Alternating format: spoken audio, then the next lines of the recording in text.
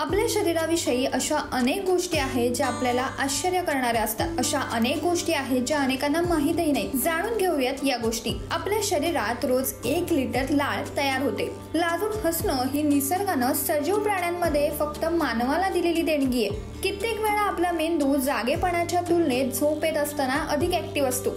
शरीरातील सर्व रक्तवाहिन्या एकत्र जोडल्या तर पृथ्वीला 4 वेळा वेटोळे घालता येतील इतक्या त्या असतात।